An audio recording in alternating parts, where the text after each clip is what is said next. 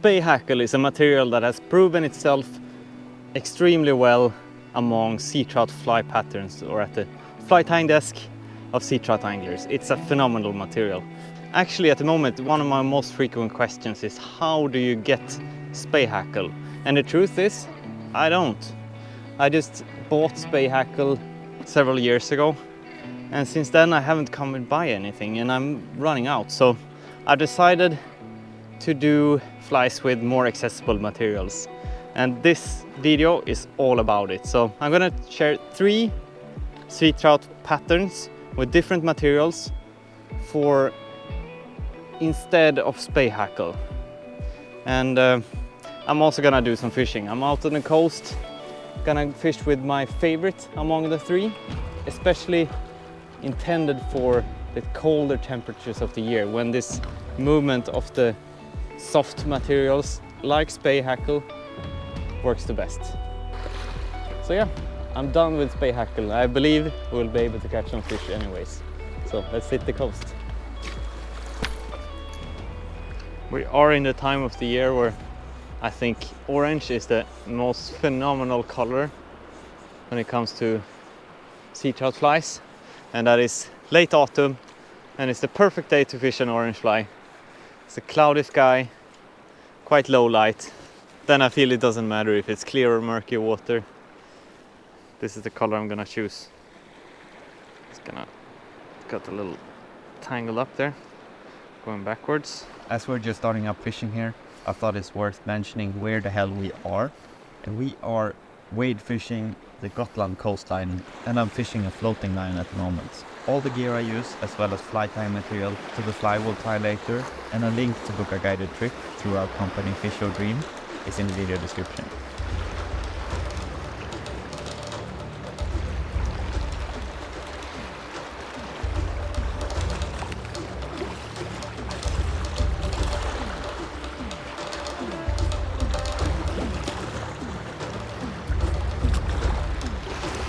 Yeah, that's a big one. Do you see how just casting along the shoreline? Oh, this is a big trout. Oh gosh.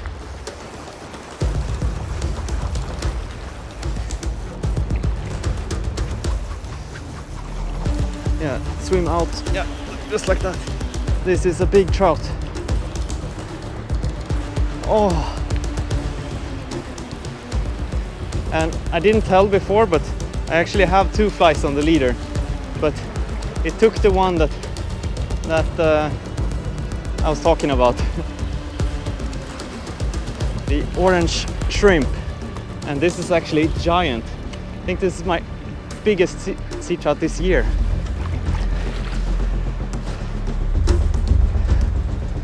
Oh, I'm not kidding. This could be my biggest sea trout this year.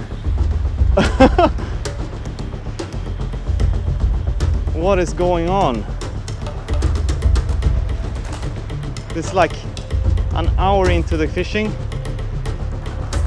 and it was the most shallow cast I've done all day. Oh, it does big head shakes now. It is not happy.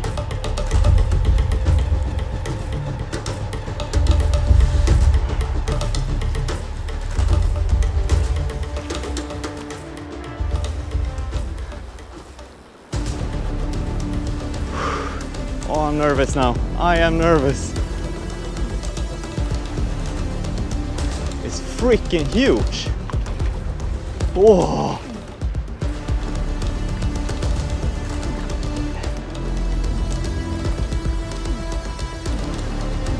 It is so huge.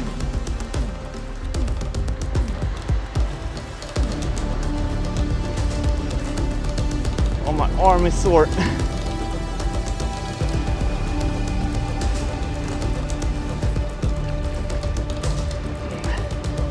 Oh, this could be my longest sea trout ever. Okay, net is out. I have it in a line, so it's not a big problem if I had to let it go and use the reel.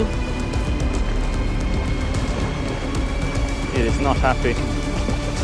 I feel the leader going on the Yes! On the teeth. I said, oh, I can't speak. This is, oh, this is big. This could be like close to 80. Wow. Wow. Here's the fly. Gonna unhook it because I'm more used to holding it the other way around. So let's unhook it and yeah. I don't know what to say. What a trout.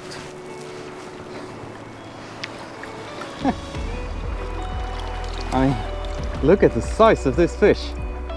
I mean, it's not in the greatest condition. Has been up spawning recently, but damn, it's still heavy and so long. Whew. It's so big.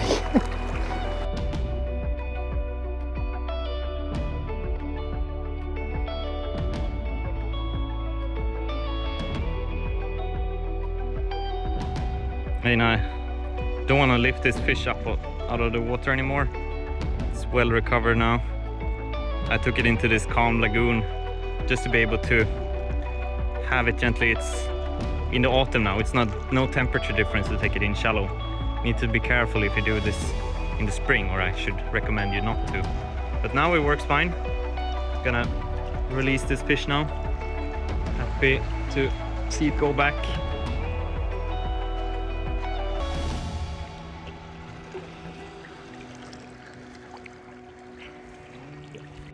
Yeah, you know what? I've been fishing for half an hour now after the catch, and I just feel like I want to quit fishing for today.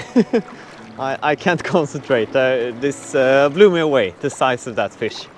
It's not a fresh fish. It is a post spawner. What we know about them is to be more gentle with them.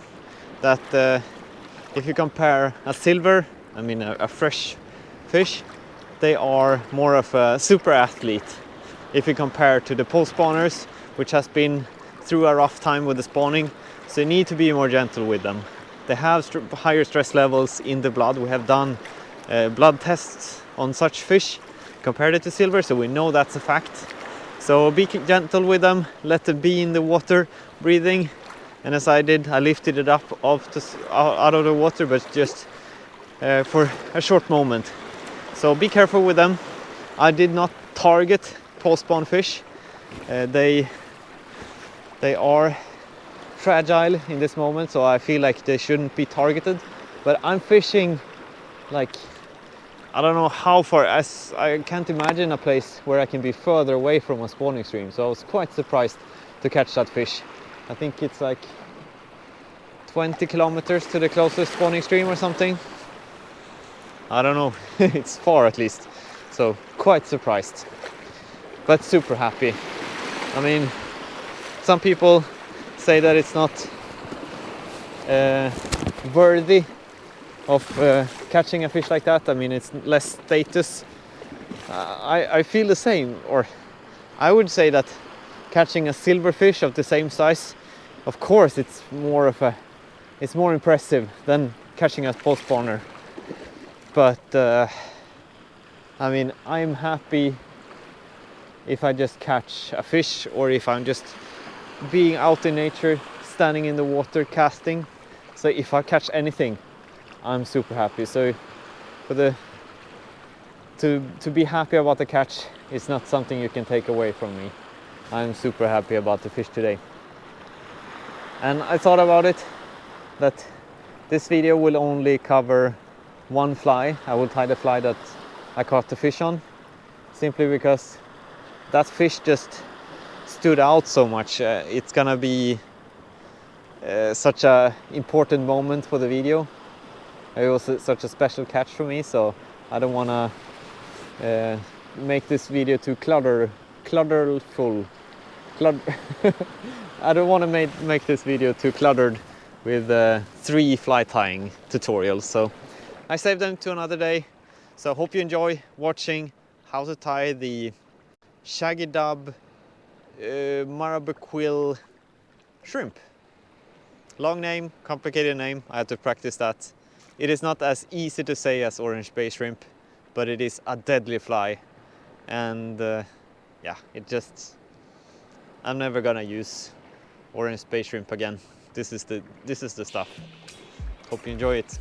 See you at the Vice.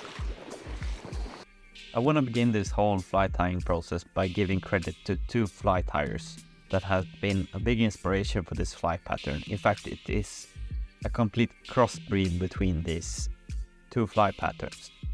And those are Charlie Hull and his bullybugger, and Niklas Bauer with his Shaggy dub shrimp. Both you find linked in the video description. The hook I use comes from Partridge and is the one called Salmon Steelhead shrimp in size 2.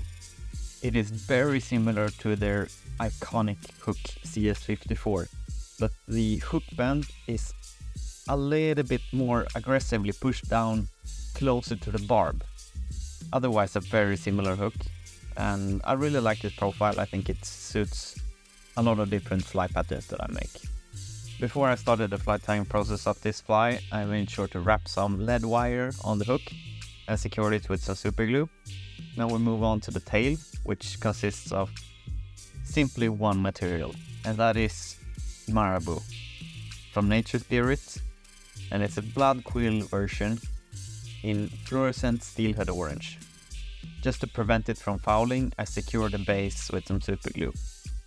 And then I cover the super glue base with some of the dubbing mix that I will talk about later, and it also gives a little bit of a base for the eyes to be attached. The eyes are of course Easy Shrimp eyes in size medium. They are flexible and durable and so easy to use. I will always use them in my shrimp patterns. But when talking about stuff that is easy to tie, this fly overall is a much simpler and quicker to tie pattern than the orange bay shrimp. It is a huge difference. Before I wrap the dubbing loop, I make sure to have a little bit of a base on the hook to make the fly really meaty. So I just dub some of the dubbing mix on the thread. This doesn't have to be pretty, I just cover it up later. I'm making a dubbing loop here, and I'm gonna put in the dubbing mix that I've made, and it's very similar to the one I used in the orange bay shrimp through the years. And it consists of Senyo's fusion dub in Eat a Peach, ice dub in UV hot orange, which is the majority of the dubbing. And then I used the Sybai baitfish dubbing in orange, and also some Senyo's Shaggy dub in hot orange. Those are micro rubber legs, and I just add a little bit of this. But it's gonna give a crazy nice movement to this fly, replacing the spay hackle in the body. Because these rubber legs are gonna look good even if you fish the fly slow or fast through the water. As you see, I'm not using little dubbing here. I'm using quite a lot. I want this fly to be generously filled. The more bulk that you add to a fly, the less it's gonna sink too.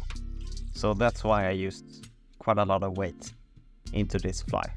If you want to make it almost suspending in the water for the absolutely coldest conditions, then you can just tie it lead free. You don't have to have any foam or so like I fished in the past with a floating spay shrimp, or you can add very little and you will have this killer winter fly pattern. How does it work making a dubbing loop with rubber legs? Well, it goes very fine, it's no problem. You can just treat it as any other dubbing loop. I don't know if you noticed earlier, but I'm currently using 2 different threads. And it's this just due to that I do a lot of travel at the moment, so I'm running short of the Textreme power thread in 50 denier, and it is the perfect thread for this fly. It gives a neat head, but I'm preserving the little that I have with me, so I just use it for the actual head and the finish of the fly.